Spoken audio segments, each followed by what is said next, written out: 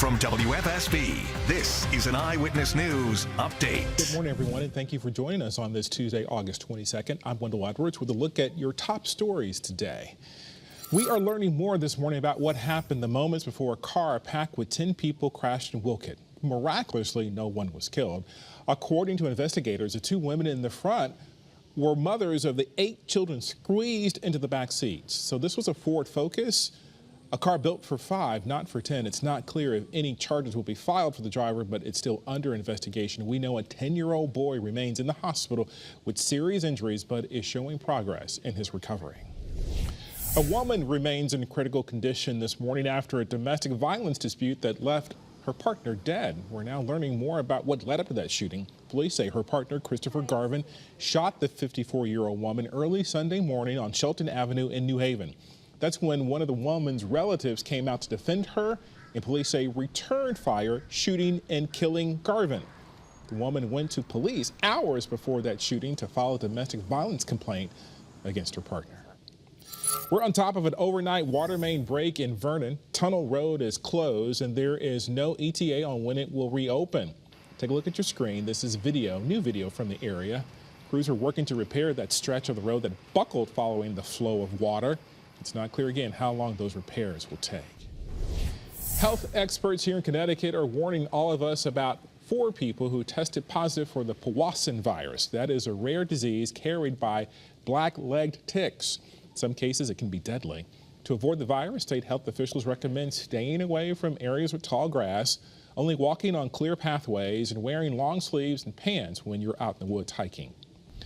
Police are looking for suspects this morning after 4 cars were stolen from Blasius Chevrolet in Waterbury.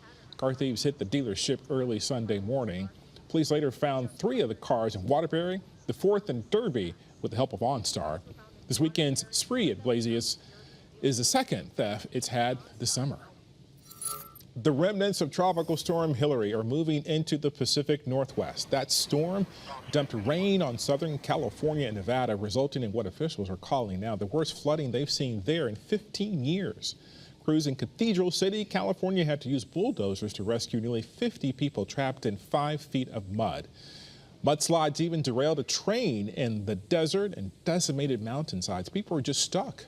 In fact, in the mountains of West Las Vegas, the rain washed out roads, stranding people on the hillside. Former President Donald Trump is expected to turn himself into authorities in Georgia Thursday. That's a day ahead of the deadline to do so. He's accused of trying to overturn the results of the 2020 presidential election there in Georgia. Trump's legal team worked out the bond with the Fulton County DA, agreeing to pay $200,000. Trump and his 18 co-defendants were given until noon Friday to turn themselves in. And happening today, the Department of Energy and Environmental Protection will host an electric vehicle hearing online.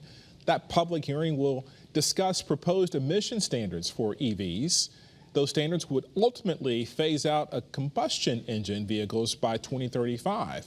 The web conference will begin at 9. To join, you can find a link posted on the Channel 3 website.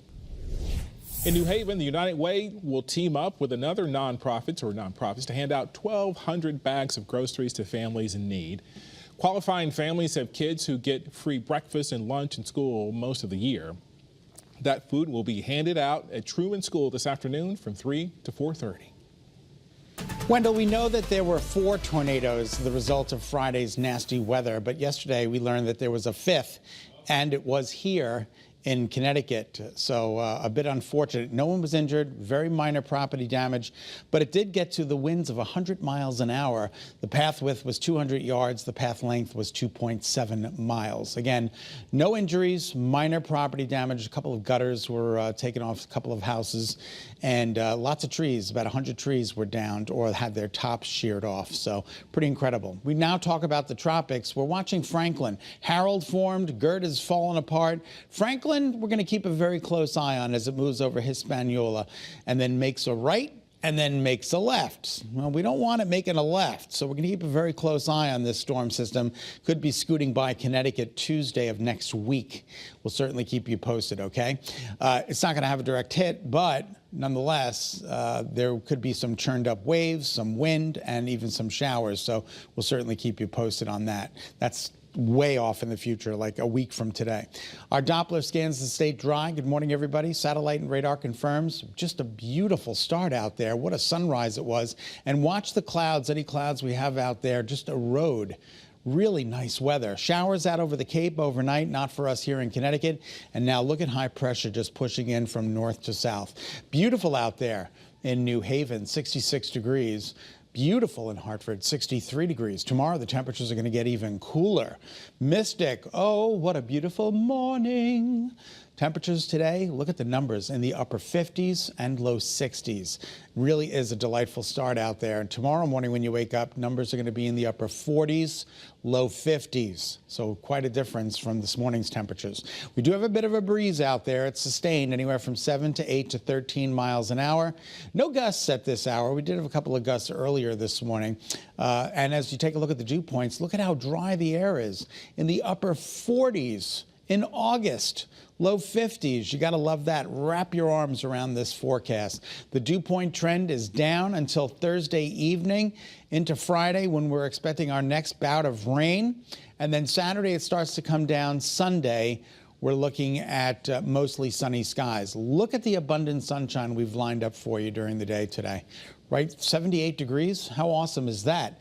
More of the same for the immediate shoreline. I think the numbers could get close to 80 degrees. We're going to have an offshore breeze today as opposed to an onshore breeze.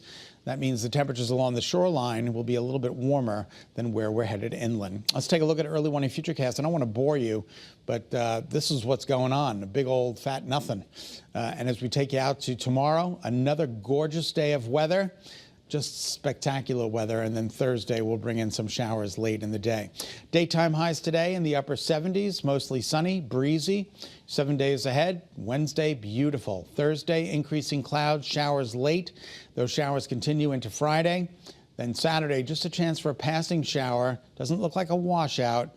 And then Sunday, the better day of the weekend with 77 degrees. Look at this, no 90s on our 7-day forecast. We might get through the whole month of August, Wendell, with no 90-degree temperatures. Isn't that amazing? That is. Doesn't sound like August. But we thank you for tuning into Eyewitness News. Remember, you can get news and weather updates anytime on the Channel 3 app as we take a live look, leaving you with the beautiful sunrise there. You're watching Eyewitness News. Have a great day.